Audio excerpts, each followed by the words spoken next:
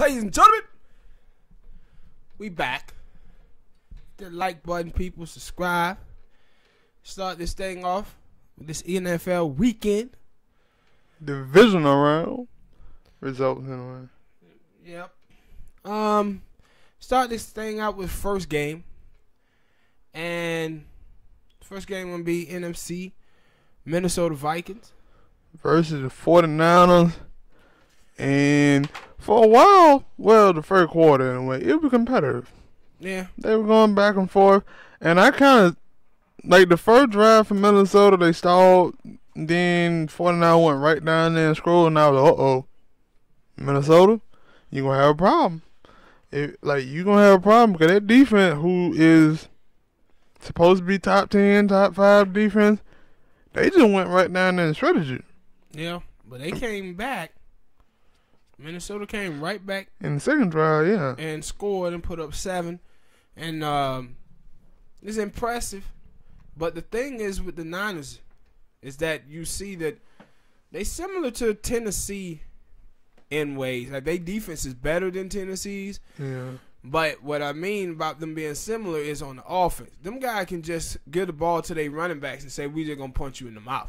Mm-hmm. And so that's what they did to Minnesota. They just punched them in the mouth and just kept doing it over and over and over again. And then went out there on defense and shut down. Because that's what I always said about Minnesota. That, they're going to go as far as Dalvin Cook and they play action go. Especially, of course, they play action can only go so far if Dalvin Cook doing well. And he didn't have a good game. And then, I think, I didn't even blame, I know not Russell, but Richard, I understand he made the pick, but I was on that pick, I blamed Thielen. Thielen stopped. It looked like Thielen supposed to ran an in route, and he ran a hitch. Yeah. While Richard Sherman ran the in route and caught the ball, and I'm like, Thielen, what are you doing? No, what I thought happened on that play is what you see a lot of time, is that I thought, or it could have been an option route. I think Kirk Cousins was late on the throw. See, if you know where Thielen supposed to stop, then you anticipate that and you throw it. He let Thielen stop, and then he threw it. So Richard Sherman was able to see it and then come off on the side and pick the ball up. The ball was late. Supposed to have been there early. Because I thought he supposed to kept running. But either way, he threw a pick. And I like that. And then I'm like, yo, Jimmy Garoppolo has just threw a pick early in the game, and I was like, they didn't capitalize. Yeah, he threw that pick, and it was another one that they dropped. And I was like, yo, you can't, especially in the playoff, if you catch it, you got to score. You got to score a touchdown. You can't be out here, especially with that defense. You got to, I understand that defense is hard to strong, but you know that offense, it ain't a weak point, but it ain't always the best. And because he didn't have a great game, the running back, they did everything on court. But I was like, yo, if you got it well, he going to have to throw you the ball. You got to take that. And that's why, when we talk about the Green Bay game later, we had dropped the pick in that game. And I'm like, yo, man, you got to have those. Especially in the playoff. You got to have those. You can't be like you watched the Tennessee game, the Kansas City game. Them turnovers, when them turnovers happen, they turn them into points. And they actually... Now, for Kansas City, them turnovers and stuff they had, they didn't really amount to nothing, but that's a different game. Talking about this game.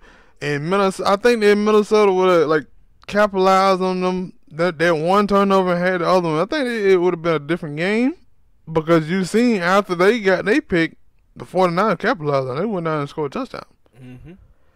Yeah, and, like I said, I don't think that Minnesota had a bad showing, and I picked the 49ers to win that game, and the reason why I picked them to win the game is, like I said, I thought between the two teams, I think Kirk Cousins is a better quarterback than Jimmy G is, but I think the 49ers defense is better, and their running game was better. They got about 8 dudes. With their offensive line and everything. And that's what you seen take place in the game where they just ran the ball down their throat, man, and just kept pounding them, and then you allow Jimmy G to just manage the game. And you see that defense over there with Minnesota was good enough to get a turnover, and they had other opportunities as well to get turnovers. Mm-hmm. But it came down to that offensive line. And the San Francisco 49ers, credit to them, they won the game in the trenches. San Francisco probably one of the few teams in the league that does have an offensive line that blocks well in the run game and the passing game. Next game was Tennessee Titans versus the Baltimore Ravens. The game was, it was a disappointment at all. I thought not just because of Lamar. I thought it was gonna be like a very hard fought kind of game, but after a while they were like, no, it's clear the Tennessee running away with this. Yeah, but see, this is the thing though. When we first started talking about who a couple of weeks ago who gonna go to the Super Bowl or whatever, and I told you that I was gonna take the Baltimore Ravens, but I said if the Baltimore Ravens play the Kansas City Chiefs, I'm gonna take the Chiefs. Mm-hmm. And the reason why I said that is because I know what it is that brings the Baltimore Ravens problems. And that is to stop them, they run a gimmicky offense. And they base it on a couple of things. Lamar takes the football. If your outside linebacker rushes in, crashes in, he going to bounce it out to the outside. If your outside linebacker or defensive end stay out, he going to bust it up the middle. So, it comes down to personnel. Who's the two important players that's on the field to stop him? His two defensive tackles. And if those two defensive tackles don't go outward or crush inward, and they just push your forward, push the offensive line straight back, then you can stop him from rushing up the middle. So then you can just hold your offense, your D ends, and your linebackers, and just hold them outside. But if you get up on points, though, that's what it is to beat a team like Baltimore. You got to get up in points, and that's why I believe if they played Kansas City could beat them because Kansas City can score quick with all of their offensive weapons. So what they did was they forced the Baltimore Ravens to have to throw the football to win the game when they got up by 14. And then the way that they got up by 14, see, it wasn't like, second, third quarter. They got up 14 really quickly. First, they get the I think it was a short field, and they go down and they score. And then they have a 3-and-out. Lamar them does. And then they come back and they get a big touchdown over the top. Now all the pressure is on the Baltimore Ravens now to have to throw the football. And I remember watching the game, I go on Twitter and I see Shannon Sharp and he's like, hey, they got Lamar doing things that he ain't good at, he shouldn't be doing. Lamar shouldn't be throwing this much. He's trying to do too much. And I'm like, Shannon, it's 21-6. Mm-hmm. Right? It's 21-6. Mark Ingram is injured. He got to throw the football. And then a wide receiver dropping passes. And the wide receiver dropping passes. And I was hearing people say stuff like, hey, man, the thing that the Baltimore Ravens need is a number one receiver. No. I don't care what receiver you talking about in history. Damn near every last one of star receiver have diva in them, bro. Every last one of them. Them guys are not going to want to go on that team and do all the blocking that you have to do for them in that running game. Them guys going to be outside and get 80, 100 balls. But some of them throwouts, when I look at Snead and I look at Hollywood Brown, there's a bunch of short receivers. I like maybe they need a little bit somebody that's a little bit taller. Yeah, see, they have them short receivers because they speedy, and get down the field and stuff. And, and that works. Like you saw in that game what those guys' worth was because you seen them make some big plays down the field.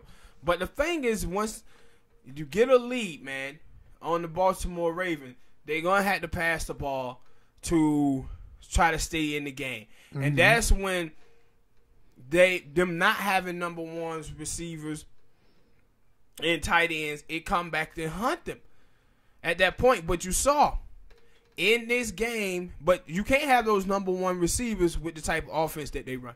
Yeah. But the trenches, man, the trenches matter. Tennessee dominated that football game at the point of attack. Offensive line, defensive line. The DTs, they did an incredible job with not giving up them lanes up the middle to Lamar and forced him to, if you're going to try to run on outside or taking away. And when the DTs in the middle, what they do is they open it up for the linebackers. Now the linebackers can be able to play they position of trying to stop the tight end or receiver that's in the slot and spy on them. And that's why they had so many problems. No, I said it when we started, the playoffs started, what you supposed to pack, a good running game and a great defense. Yep. And every Tennessee saying that we've been packing, because if you look at their quarterback, he's been throwing for 88 and 76 yards. But still going. Now, anything. See the way that they winning, though, Smoke, with it. Like, Tannehill haven't played well in either one of these games, but they getting 200 yards from their running back, but also special team matter. These guys are still getting these short fields. And so when you have these short fields, they getting short fields anyway because of their special team. And then you can just give the ball to that beast in the backfield. He can get you 15 yards on any given play. So now they already got you in field goal range. Then Tannehill, make a 5-10 yard play. Give the ball to Henry again. Let him get another 10, another 15. Now you were down there at the goal line. Guess what happened now? They put the pressure back on the Baltimore Raven offense. Why? You can't make any mistakes. You can't make none. See, the way you beat a team like the Tennessee Titans, you're going to have to make them go 80 yards. You're going to have to kick that ball out of the back of the end zone or have good coverage on kickoff to make them go 80 yards to have to score. But if you get them boys a short field or you give them turnovers and stuff like that, Tennessee can go all the way to the Super Bowl if you do that. And I would say they got a major boost from the, especially on the defensive line, from that rookie Jeffrey Simmons. Yep. Cause he was, I think, it was this year. I think that he had tore his ACL before the season started, and then he came in like late, and then ever since he came in, I see him making plays out there, and I'm like, man, I bet they like, yeah, we got a gym, because like I said, he tore ACL before the season started. They probably not thinking he gonna come in and flash like that, but he been flashing. And I said, I agree with Prime. I think, like, I don't never focus on that, like the comeback player. Yeah. And he was like, yo, he think that Ryan Tannehill should be the winner. And I was like, yeah, could be. Who else out there that you think would be in the running for that? Comeback player of the year? I don't know. That's the thing. Like, yeah, I think it's Tannehill. Yeah, because I was like, most of the time it go to people who were injured and whatnot. Now, he wasn't injured, but the way he got cut from his original team. One of the things I had to talk about is Lamar. And the thing that I knew, you always know this is going to happen, is that you have people who, they see the excitement of the NFL fans had for Lamar, and people kind of sit back and waited on him to fail, right? So they come out saying, oh, see, we knew he wasn't that good or whatever. And it's like, dude, that dude went 14-2 and ran rep shot over the whole entire league. Now, I always say this because, I'm an Atlanta Falcon fan, and I seen this before. With us down in Atlanta years ago with Michael Vick, we start running the Wildcat with him, T.J. Duckett, and Warren Dunn.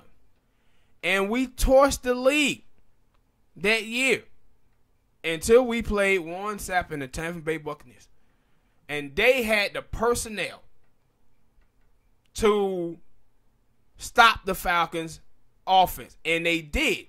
And once they did that, the next year, other teams in the NFC South, they had started drafting similar players that fit their scheme to stop Vic and Duckett them.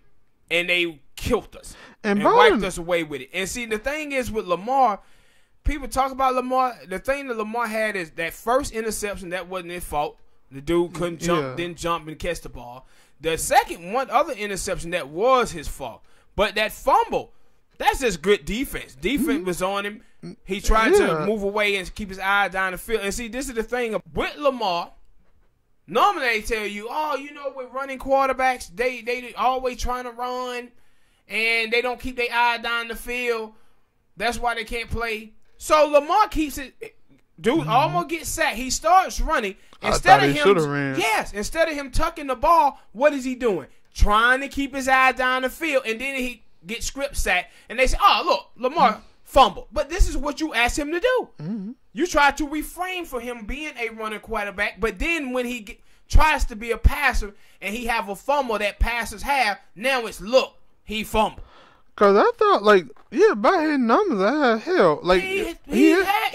But my thing, he was the whole offense. Mm-hmm. They had 538 yards. Lamar had 502. Yeah, no, I was like, yo, he threw for 300 yards and ran for another 100 and something. He had 143 yard rushing. Now, I thought he should have ran, but I'm like, what I watched from that game was he had a bad offense. That offensive line normally blocks when it comes down to passing. They weren't blocking that time. No, it was times in the league where they wouldn't. And in the Kansas City game, they had problems then. Early on, they had problems on the offensive line. And it was funny because when I watched that game, I seen Lamar out there running for his life. And then the next game Sunday with Deshaun Watson, when the Chiefs started getting after Deshaun Watson, I started seeing Deshaun Watson look just like Lamar. He out there running back and forth trying to find a spot to throw the ball, and but ain't nobody open, and your offensive line ain't blocking. And see, my problem with this, the problems that I have with the critique and the criticism of Lamar, I don't like it because it shades the Tennessee Titans. Right? Yeah, because they have put on a great defensive performance. Not just this game. Tennessee been balling out now like the last 8-9 weeks of the season. Mm-hmm. And now you think about it, Smoke. When have you ever, you Smoke, this is for you and this is for the people who are listening. When have you ever seen in an NFL season where a guy is the best running back in football and nobody talks about it? When they was talking about the kid in Minnesota, they was talking about the kid in Carolina, running back. Nobody talked about Derrick Henry. And Derrick Henry was out here putting up damn near 200 yards a game. Nobody was saying nothing about him. Mm-hmm. Nobody was. And now, even now, he came out here and ran through the Patriots, ran through the Baltimore Ravens. And what is still being talked about? Tom Brady. Lamar. It gets to a point where you have to start saying, yo, this kid Tannehill is playing good, safe football, and they running back is an absolute monster. And they a problem. Tennessee then won 2 playoff games. Both of them on the road, and I still don't think they getting any props for it. Why? Because these people are too busy talking about Lamar. Are too busy talking about Brady when they should be talking about, hey, Mike Vrabel is doing a hell of a job as a head coach. They should be talking about them 2 receivers when they are called upon. They make plays. They make plays for their quarterback and talking about how good that offensive line is in Tennessee with that beast behind it. Nope. They talking about Lamar and talking about Brady. But something is brewing over here. Something is brewing with these Tennessee Titans. And I wonder still, even because I know he supposed to have a hamstring problem the last couple of games of the season, and they were still talking like he kind of had that problem in the Patriot game. I said it didn't look like it because he ran for 180, but if he running for 180 and he got a hamstring problem, don't you let that boy get healthy. And what's amazing about him, Smoke, is that once he break the line, I told you that first first 5 yards ain't fast. No, that first 5 yards is slow. That's your chance to catch it. Because that next 5 yards, you ain't catching it. But the thing is, like you say, in that first 5 yards, that's your time to catch it. But you know what your problem is then? Can't hit it. Do you want to hit that man? Do you want to run up on that man? And the answer to that question is no. Like you saw in that game, right? It was now what's called he a bad man. Earl Thomas is a bad man. But boy, it was plays out there where he was 1-on-1 out there deep down in the field where he had to go up and tackle Henry, and he was like, hell no. I'm just going to try to push him like this and hope he run out of bounds. I said, yo, they made Derrick Henry at a lab somewhere. No dude supposed to be that big and that fast. Because once he get to rolling, you like, look at that big dude move, man. His elbow big at them tight end. Like, who want to tackle that guy? And everybody in the NFL is like, nobody. I don't want to tackle him. I don't want to tackle him, man. But I feel like the media is not giving the Tennessee Titans they do. Even during the season. Once Tennessee started going, once they put Tannehill in, we talked about it here on the show. Like, hey, man, Tennessee Titan coming up. But the media still ain't giving these guys their props, even after they have beaten the New England Patriots. Went in there and beat the #1 seed in the Baltimore Ravens, and they still not giving Tennessee their props. It looked like if y'all keep on, these boys going to be in the Super Bowl, and y'all still ain't going to be talking about them in the proper perspective. Next game. The Houston Texans versus the Kansas City Chiefs. This was like, it was a great game. It turned into. No, it wasn't a great game. It was for a little bit. It was. The only way it was a great game if you were going for the Houston Texans in the first quarter. That's the only way. No, that's what I'm finna say. Like, it was and I won't even say damn because like, they was just blowing them out. It was a bunch of crazy stuff that happened. I would say it was a great game. It was finna be a great game, and then like Bill O'Brien, I don't know what the hell he was thinking. I know what he was thinking, but I wouldn't have done it on that play. Like, out of all these plays, you go for it on 4th down, and you don't give it to your star quarterback. But see, that's the reason why I'm telling you it wasn't a great game. It wasn't a great game. See, you don't understand why he did that. The reason why he did that is because he knew. He knew what was finna happen. No, See, they was up 24-0. I had told you. I had said that myself. I'm like, yo, the Texans went up 24-0, and I'm like, this game ain't over. I think it was still in the first quarter. I think it was first quarter going in the second quarter, somewhere in the middle of the second quarter, and I'm like, nah, this game ain't over with because I know, because I'm an Oakland Raider fan too, that, yo, I done seen Kansas City go out there and score 28 points in one quarter. And after that, they didn't score no more because they didn't have to. But and see, that's my point though. My point is the reason why he did that fake punt. That's a coach who know, man, we can't stop them. We doing okay. We got a good punt. Cause then they got a punt blocked, and they got a punt block and a muff punt. And there were two uncharacteristic plays that happened for the Kansas City Chiefs, especially because Tyreek Hill dropped muff one of them points. Yeah. And then they wide receivers out there were dropping passes, so he like, yo, we got to capitalize on this. And see, they scored on those plays in the beginning. But he knew. Bill O'Brien knew offensively they could not hang with the Kansas City Chiefs, man. He knew that. And that's why with Skip Bayless, he was talking about, man, the game came down to that 4th and 1, and they went for the field goal instead of going for the touchdown. I feel if they would have went up 28-0 instead of 24-0, that they would have won the game. Skip Bayless, let me tell you something. They could have went up 35-0. 35-0 on Kansas City, and guess what was going to happen? Kansas City were going to win that football game. Kansas City were going to win that football game. Especially with them giving them short fields. Not just that. It's the talent, man. It is the talent of Kansas City, man. Sammy Watkins, Tyreek Hill, that tight end.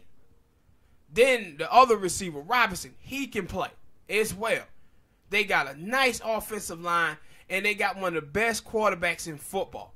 And they was out there. They was out there playing Travis Kelce, man, one-on-one. Are you serious? It was it looked like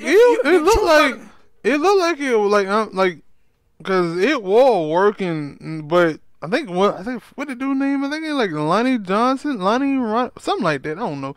It was one of them cornerbacks. Like when he got hurt and went out the game, and because Travis Kelce wasn't catching no passes until that dude went out the game. When that dude went out, Patrick Mahomes started going to him, and they were like, "Oh, that would happen when the dude who covered you before, who was doing good, lead the game, and the other dude come in." Cause after that, Travis Kelce started tearing up, and I was like, "Yo." And that dude, I think his name is Lonnie Johnson. I'm like, I ain't even know he was that good, but I really didn't hear too much from Travis Kelce during the first quarter when he was out there. And then he got hurt. Yeah, Travis Kelce, he all y'all up. Yeah, and see, but that's the thing about the Kansas City Chiefs, and that's why I always said that, hey, if any team can beat Baltimore, it's them. And the reason why is they are the team that can get up 14 points on you quickly, and they could force Lamar to have to throw the football to come back. But see, Tennessee did it to him first. Mm-hmm. They got up 14 and then forced Lamar them to have to throw the football. And that's why Tennessee won. But the thing is with the Kansas City Chiefs, man, that offense is amazing. The quarterback is amazing. And especially if the Texans did. I also didn't get no damn pressure either. Yeah, but that's was the crazy part about it.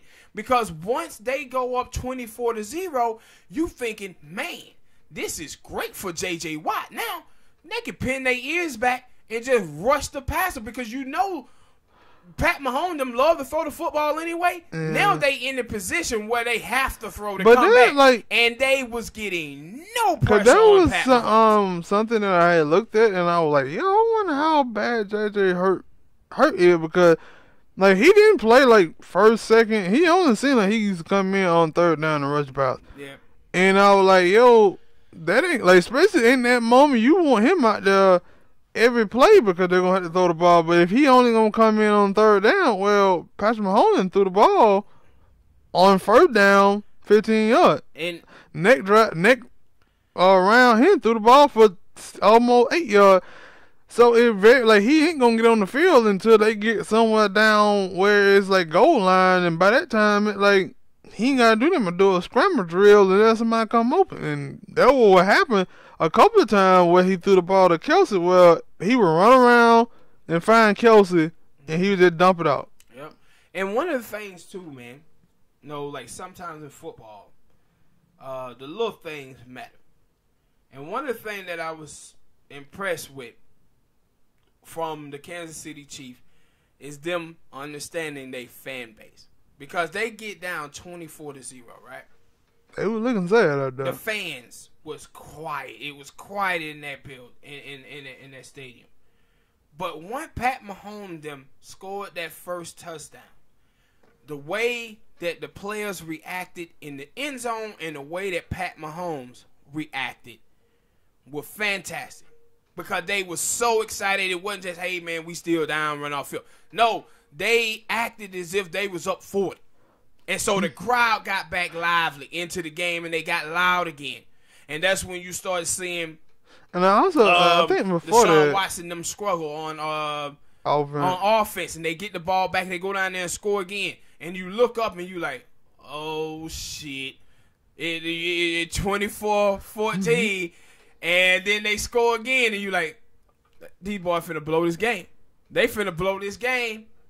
But the thing, too, I think it was like in maybe the middle of the second quarter, and they showed Merciless and they showed J.J. Watt. Them boys was gassed. Mm-hmm. They was gassed. And then I knew at that moment, I said, oh, this thing is over.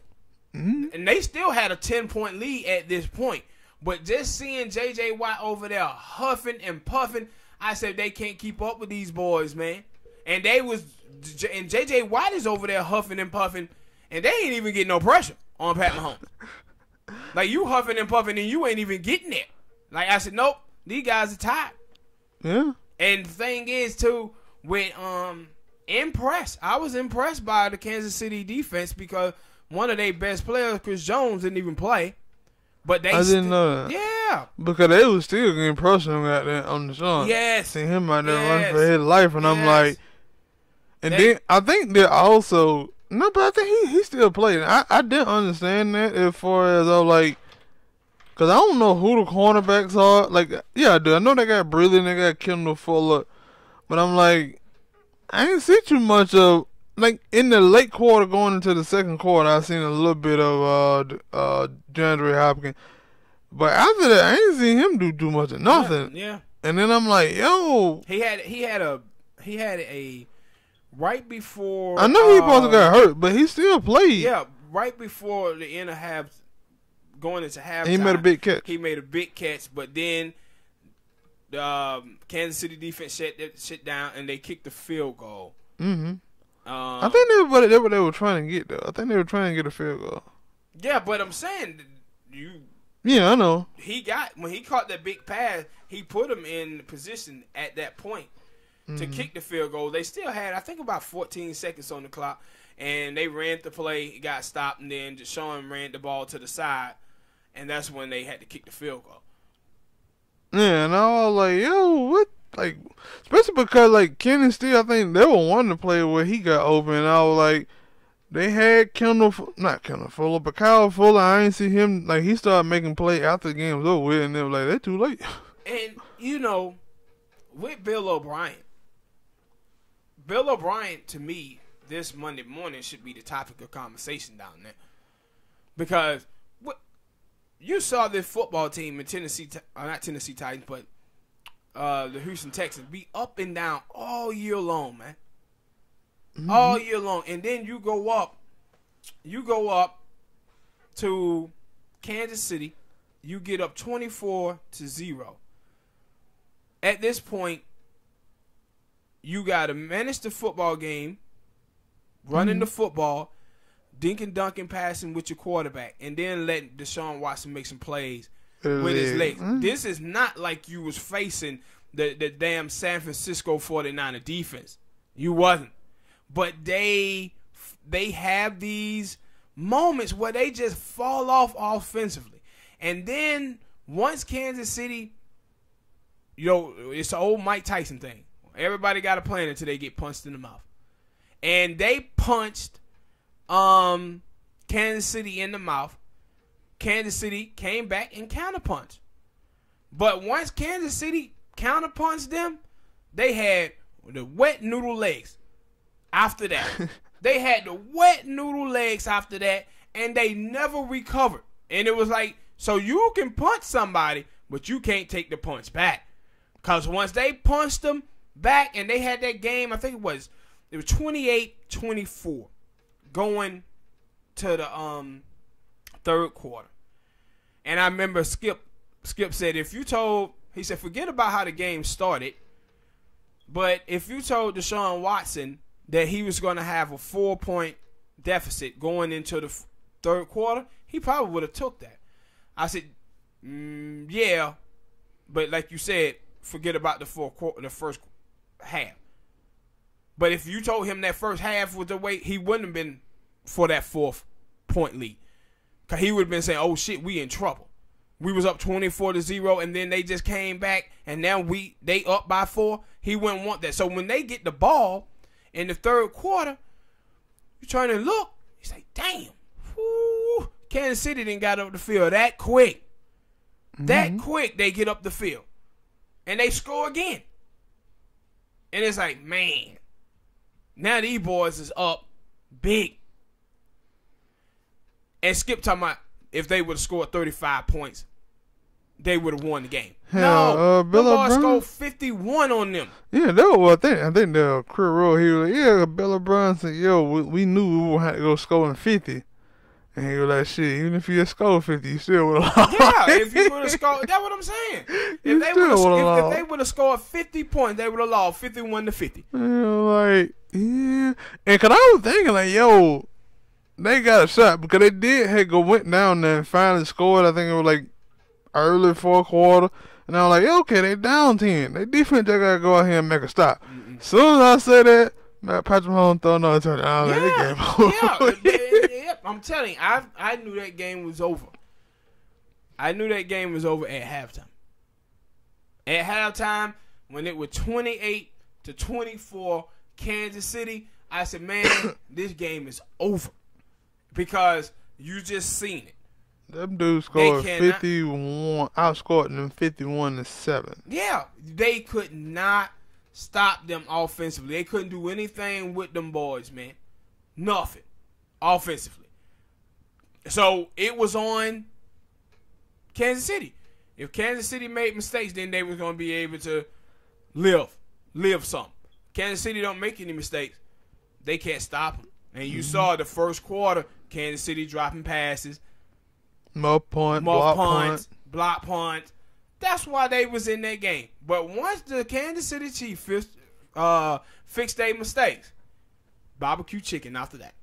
Barbecue chicken. They was out there just burning chicken.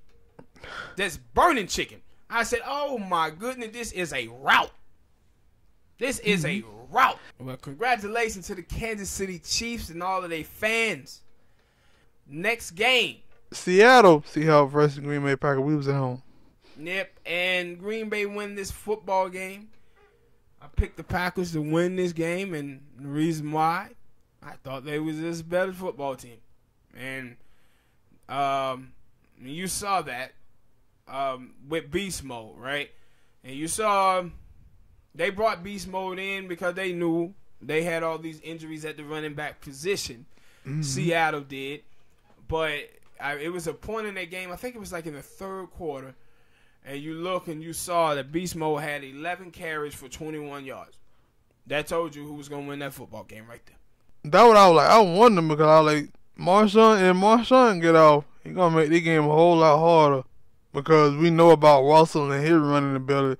But if you can eliminate their running ability and then, like, cause I seen like Shannon tell me, oh, they gotta keep Russell. I was like, how can you can't keep Russell in the pocket? But nobody can. And that's the problem. Like with some of these sports analysts, they pretty much forget that all the players on the team is talented, right? You talking about, yo, man, they gotta keep Russ in the pocket. Who have kept Russ in the pocket? Yeah, like nobody, dude. Like, give Russ his props. He's one of the best quarterbacks in football. Yeah, I was like, yo, Tennessee didn't keep Lamar in the pocket. Kansas City didn't keep Deshaun in the pocket. Houston didn't keep Patrick Mahomes in the pocket. Like, yo, you can't keep these dudes in the pocket. They want to get out. They gonna get out. Mm-hmm. They got the speed too. They got the athleticism too. They gonna get out. They gonna find a way. And Devontae was magnificent in this football game, by the way. Yeah. Like, he was fantastic. Every time you looked up, he was making plays out there, and you were like, man. Cause that was like, and I sometimes forgot that during this season when I would criticize the Packers for their offense, that, yo, this still is a new offense. Yeah. For a lot of those players, and they were Aaron, like, they were talking about him in an interview, and they were like, yo, Aaron was like, yo, we got a bunch of young wide receivers who still trying to learn this new offense, and hell, I'm still trying to learn it myself, and I was like, you know what, that is true. Because I remember a couple years ago for the Falcons, where Matt Ryan them looked it terrible. That first year on the Shanahan? Yeah, the first year, and then the next year they blossomed because they was still trying to learn that offense with all the stuff moving around. And I like, especially for them young receivers, because that's who I've been mainly talking about. Like, I know what Devontae gonna do, but them young receivers, like, yo, they gotta step up. But not really thinking, like, yo, they just went 1 year playing for Mike McCarthy, and then the next year got to play for a new quarterback, a new head coach. So, but in that game, I was like, yo, it was the Devontae show. And I even seen a showing of Jimmy Graham. Yeah. And I was like, because the running game kind of stalled. They kind of kept that in caps. I think Aaron Jones had about, 50-something yards. He did enough. But all of that game was going to come down to, for me, because I hate playing Russell in the playoff, third quarter. What are Russell going to do? And he told me, third quarter came, nigga had the ball first.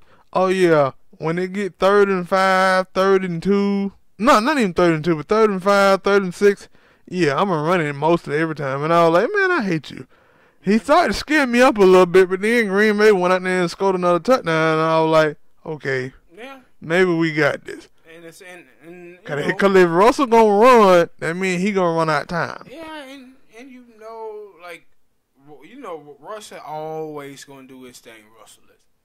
But my thing, I just thought defensively, Green Bay was better. Offensively, they better. They supposed to won the game, and they did. Mm-hmm. And they did. Now, that was I was like in that game, especially because I like that probably like the best game I've seen out of all my players. Like, yo, they were the big game for the Packers. I like now I don't know if they're gonna correlate into the next week game. Hopefully so, but I don't know. But I was like in the game, yeah, I know Russell. I know what Russell gonna do. I don't know what they defense gonna do. Cause for a while they didn't get too much pressure. They didn't get too much. I think they might have sacked Aaron like one time in that game. And I'm like, yo, we can win the game because that is like the games that we played where we lost was the game where they got pressure, and especially like 2 games anyway because I don't think Philly just got too much pressure on but the not Kansas City, but the San Francisco and LA Chargers game, they got heavily pressured. Aaron was out there getting hit. The running game didn't work, and I'm like, yeah. And I was like, I think because it was some point though where Kleiner would get in there, but by that time, the game was over with. So I was just happy that we came out with a win. I'm trying to go on the next week. Congratulations to Bill Cowher and Jimmy Johnson too for being inducted to Hall. Yeah, they almost killed Jimmy Johnson. Yeah. So sad. He couldn't talk. All right, people, hit that like button, subscribe.